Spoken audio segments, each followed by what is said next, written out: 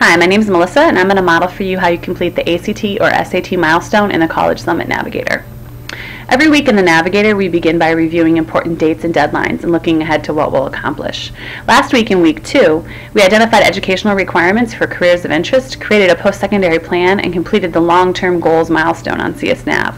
This week, in week 3, we're going to define and discuss the ACT and SAT and create a test-taking plan for the next year as part of our academic and senior year planning. Why should students take the ACT or SAT in fall of their senior year? There are 5 reasons. Number 5, most colleges require a test score for admission. The Navigator explains what 4-year colleges, 2-year colleges, and training programs require, and we highlight the fact that SAT or ACT scores are important for many schools. Number 4, you can take the test more than once. So if you take them now in fall, you'll have more opportunities to retake between now and when applications are due. And the better your scores, the more post-secondary options you will have. Number 3, in the fall of your senior year, you're as ready as you'll ever be. ACT and SAT tests focus on high school skills. As a senior, you've been practicing this for 12 years. If you take it now, you'll do your best. And the scores are good for up to 5 years. After you graduate, you're going to slowly forget all the things that you learned in high school, and it's going to be difficult for you to study and get ready for the test. Putting it off means that you'll have to work harder in the future. Number 2, everyone else is doing it. Taking the SAT or ACT is extremely common throughout the country, and it's something that many seniors do. And finally, the number 1 reason to do it now is you've got a support network. College Summit peer leaders, your classmates, your educators, and your entire community are supporting you in this effort. There's lots of ways that you can get help, including study groups, fee waivers, moral support, lots of other great opportunities which the teacher can discuss here on this slide. So, let's assume that students have decided they want to take the test. What's the next step? The first step is to plan. Choose the test dates that are best for you. There are 2 tests that you can take, the SAT or the ACT, and the educator can choose a test and go over the important points about them here.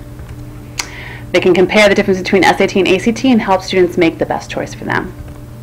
We can also talk about subject tests, including SAT subject tests and ACT. We ask students in the Navigator to take a test-taking plan for the year. Page 44 identifies all of the upcoming test dates that students can use for 2011 and 2012 admission. The next step after that is to include SAT or ACT goals in your senior year plan, which is created in the Navigator on pages 45 through 48. So at this point, the educator would help students work on these plans one-on-one. The next step is to get ready for the SAT. The Navigator includes instructions on how you can register, and it also has lots of information about the dates and fee waivers that students can use in order to get ready.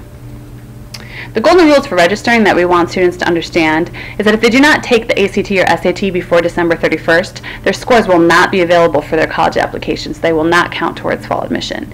We really want to stress that seniors need to take the test in September, October, November, or December, and no later. And if students are taking more than 1 subject test, they'll need to register for more than 1 test date.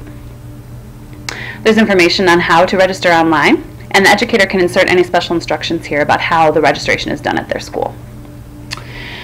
After that, students can begin to prepare, and they can use CSNav's Test Prep Center to study. There's lots of great resources online that are free to students anytime.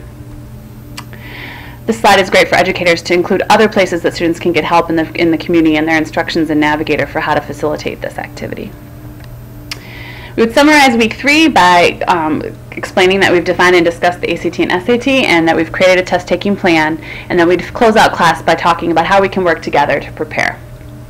As an option, educators can return to SAT or ACT in week 12 of the Navigator, which explains how to order ACT or SAT test score reports and how to tie up other loose ends, including sending transcripts and letters of recommendation to colleges. So at this point, students have taken the SAT or ACT, and they need to figure out how to get their scores to their colleges. The Navigator covers all of this information, and the educator has an activity that they can walk students through. Finally, students can enter their SAT or ACT scores on CSNav to complete the milestone. First, they need to click on Your Portfolio, and then find the tab called College Planning. They'll look for a heading called Test Scores, and then click on the name of the test that they've taken. They enter their scores, the date they took it, and press Save. They'll see once they press Save that their score is visible.